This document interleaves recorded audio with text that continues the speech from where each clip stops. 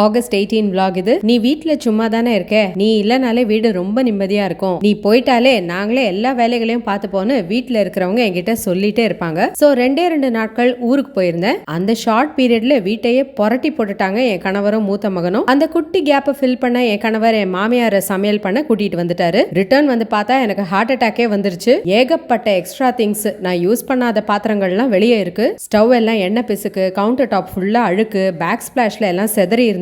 Cleaning வேலைகளை எங்க இருந்து ஸ்டார்ட் பண்றதுன்னு எனக்கு தலையே சுத்தி போயிடுச்சு. ஃபர்ஸ்ட் அழுக்கு துணிகளை மெஷின்ல போட்டுட்டு மலை போல குவிஞ்சிருந்த தோச்ச துணிகளை மடிச்சிட்டு அப்புறம் டஸ்டிங் வேலைகளை செய்துட்டே வந்தேன். ஒரு பொருள் கூட ஒழுங்கா இருக்க வேண்டிய இடத்துல ப்ராப்பரா இல்ல. ஓசிடி இருக்கிற என்ன மாதிரி ஆட்களுக்கு இந்த மாதிரி எல்லாம் வீட பார்த்தா அவ்வளவுதான் கோவமும் இரிட்டேஷனும் அப்படியே விண்ணை தொடும். மனசுக்குள்ள எல்லாரையும் திட்டிக்கிட்டே கிளீன் பண்ணிட்டே வந்தேன். நான் இண்டக்ஷன்ல மட்டுமே யூஸ் பண்ற பாத்திரங்களை எல்லாம் ஸ்டவ்ல வச்சு அதோட பேஸ் எல்லாம் தீஞ்சு போயிருந்துச்சு. 15 வருஷம் கல்யாணம் பண்ணி குப்பை கொட்டி இருக்கேன். ஆனா இந்த முறை குப்பை கவர் எடுத்து பார்த்தா கீழே தண்ணி தேங்கி இருந்துச்சு. ஒரே நாத்தம். டஸ்ட்பின் நல்லா வாஷ் பண்ணி கொஞ்ச நேரம் வெயில்ல வச்சுட்டு புது கவர் போட்டேன். ஃப்ரிட்ஜ்ல கிச்சன்ல இருந்த எக்ஸ்ட்ரா பொருட்கள் டப்பாஸ் எல்லாமே தூக்கி போட்டுட்டு ஸ்பேஸை முதல்ல கிளியர் பண்ணியாச்சு. கறி துணியை நான் ரொம்ப மினிமலா கடாயை பிடிக்க சூடான மூடியை ஓபன் பண்ண அப்படிதான் யூஸ் பண்ணுவேன். தொடைக்க அதை யூஸ் பண்ணவே மாட்டேன். பட் 2 நாளா அதை எப்படி யூஸ் பண்ணாங்கன்னு தெரியல. ஒரே எண்ணெய் பிசுக்கு வாட. அதை டிஸ்போஸ் பண்ணிட்டு புதுசு வாங்கிட்டு வந்துட்டேன். புளி கரைசல் ஆல்ரெடி கிளாஸ் பாட்டில்ல ஃப்ரிட்ஜ்ல இருந்துச்சு. மறுபடியும் ஒரு கிண்ணத்துல புளி கரைச்சு வச்சிருந்தாங்க. தயிர் பாக்கெட் ஆல்ரெடி இருந்துச்சு. இன்னொரு முறை தயிர் துவச்சு வச்சிருந்தாங்க. எங்க ஊர்ல இதுக்கு பேரு அதிக பிரசங்கித்தானோ,